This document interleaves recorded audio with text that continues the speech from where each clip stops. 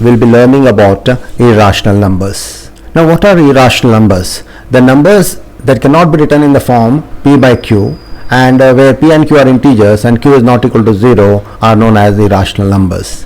The numbers which have decimal expansions, which are non-terminating and non-recurring, are also known as irrational numbers. So the correct definition would be in the form of decimal expansions. So we know that there are different types of decimal expansions. In that, the decimal expansions which are non-terminating and non-recurring are irrational numbers. Now, for example, we have here 3.110011 so on and dot dot. It is endless. It is a non-terminating and a non-recurring decimal expansion. Therefore, it is an irrational number.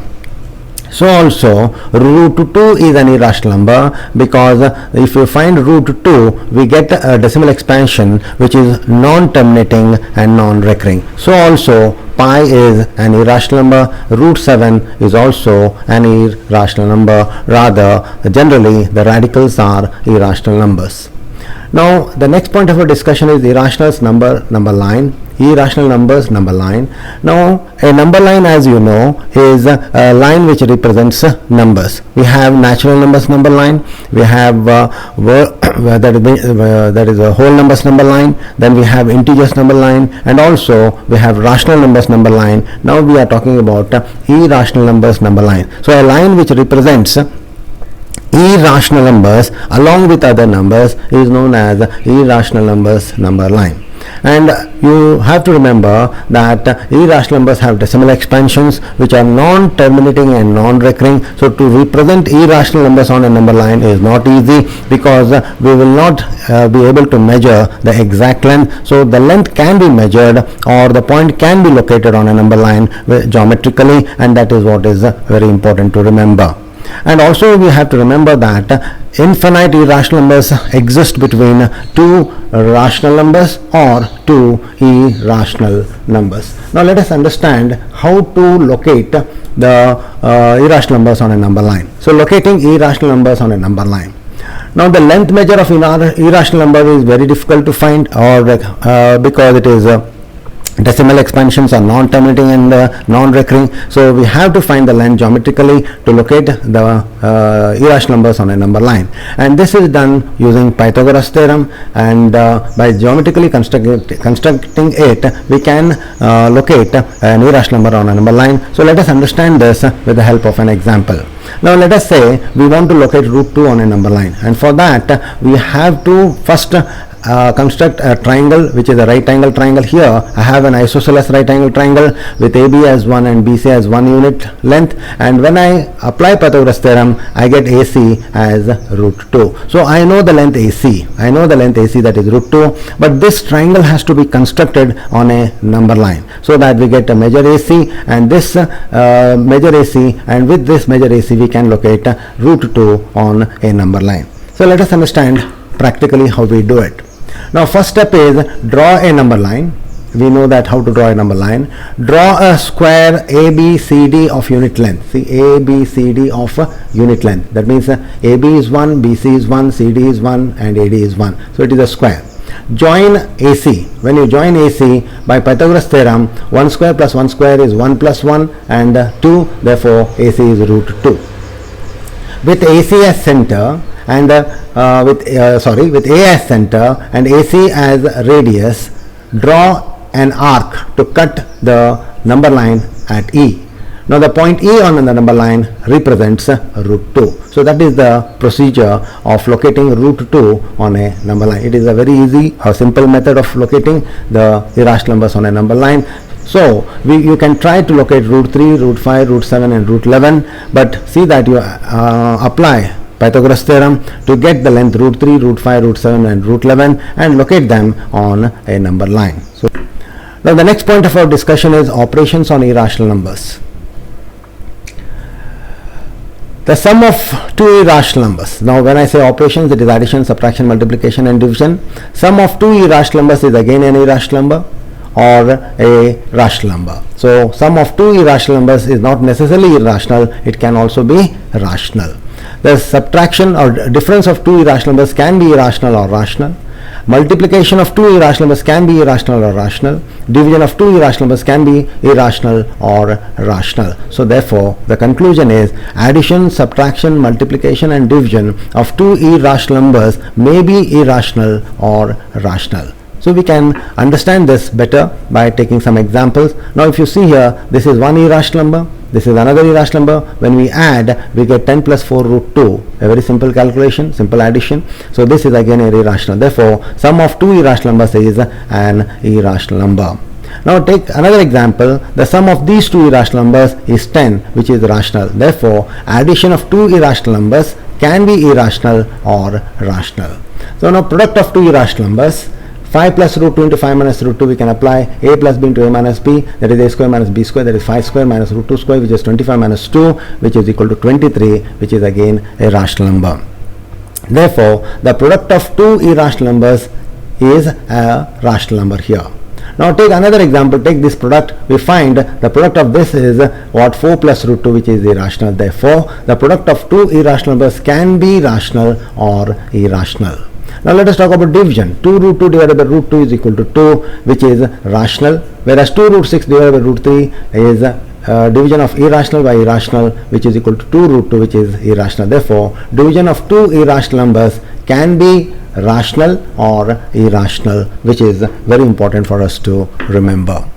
Now let us discuss about the irrational number adding with a rational number. That means sum of irrational and rational. When we add irrational with rational, we get irrational. So the sum of an irrational number and a rational number is always irrational. So also the difference, irrational number subtraction of rational gives irrational, product of irrational and rational gives irrational, and irrational divided by rational is again irrational. The conclusion is addition, subtraction, multiplication and division of irrational numbers and a rational number is always irrational number. So please remember that. And remember that the set of irrational numbers is definitely greater than rational numbers, and set of irrational numbers is an infinite set. The next point of our discussion is the conversion of decimal expansions into p by q form. And what is this? So we know how to convert a rational number p by q into decimal expansion form by just dividing p by q. But now here we have to convert the decimal expansions into p by q form. Let us understand this, and we know that the decimal expansions that represent rational numbers are terminating decimal expansions and non-terminating and recurring decimal expansions. So let us take example. 1.25 is a decimal number. It is a terminating decimal expansion because there are limited decimals here, decimal numbers here. That is 1.25. There are two digits of decimal part here. Now 1.25 is equal to 125 by 100, and 125 by 100 can be divided by their HCF, that is 25. We get 5 by 4, which is p by q form of 1.25. A very simple method to find the p by q form of 1.25.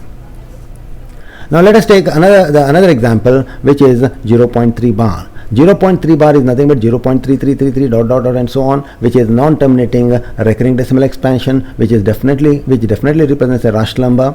Now it is a pure recurring decimal expansion, which we already know what is pure recurring decimal expansion. So therefore, to convert this, let us assume that x is equal to 0.3 bar, and 3 bar is nothing but 0.333. Let us assume it as 1. That is equation 1. Now multiply 1 by 10 on both the sides, becomes 10x into 10 into 0.33 becomes 3.333 and so on. Now subtract 1 from 2 and we get 10x minus x is equal to 3, 9x is equal to 3, x is equal to 3 by 9, or 0.3 bar is equal to 3 by 9, or 0.3 bar is equal to 1 by 3. But I suggest remember 0.3 bar as 3 by 9. You will understand the importance of it later.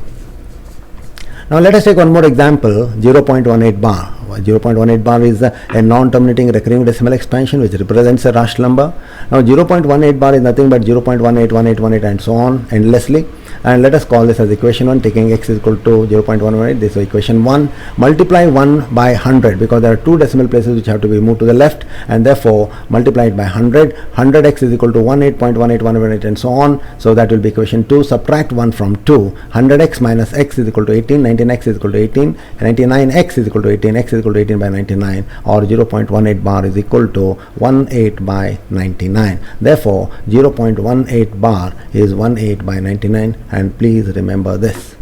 Now let us conclude it. For pure repeating decimal expansions, which represent rational numbers rather, 0.3 bar, which we have found out it is 3 by 9, there is one digit, so it is 3 by 9. There are two digits here, we have found out it is 18 by 19. There are two 9s here, there are three digits here, there are 3 9, there is 1 2 5 999. So similarly, if there are four digits, write those four digits on the top and put 4 9s and so on, and remember this. Now coming to the next important discussion, how to convert a mixed recurring expansion into in P by Q form. Now if you observe here, it is eventually periodic. That means it has got a non-repeating part and a repeating part. Now when we have a decimal expansion of this form, first step is to convert it into pure form, and for that we take x is equal to 0.2562 bar, multiplied by 100, we get 100x is equal to 25.6262. Now it is a pure decimal expansion which is non-terminating and recurring. Now let us proceed further. 100x is equal to so much. Now we know already 0.6262, that is 0.62 bar is nothing but 62 by 99. So add 25 plus 62 by 99, simplify it, we get 2537 divided by 99, which is therefore x is equal to 2537 by 9900, which is definitely a P by Q form of the given decimal expansion. Now to find irrational numbers between 1 by 7 and 2 by 7. 1 by 7 and 2 by 7 both are rational numbers. The decimal expansion of 1 by 7 is 0.142857, which repeats, and 2 by 7 is 0.285714 again, which repeats. And to write an irrational between these two, the irrational number should be greater than 0.14, less than 0.28, but it should be having a non-terminating recurring decimal expansion, which can easily be written as 0.16004, and so on, which lies between 1 by 7 and 2 by 7, which is definitely an irrational number lying between the two given rational numbers, that is 1 by 7 and 2 by 7. Okay, so please remember that. Now we have discussed to a certain extent the irrational numbers and its properties. Please go through this, listen to what I have spoken to you, read what I have given to you, and repeat reading and listening until you understand. Take a book and scribble everything what you have read or understood, so that it will be a reference for you for your future as a reference. And I wish you all good luck. Thank you.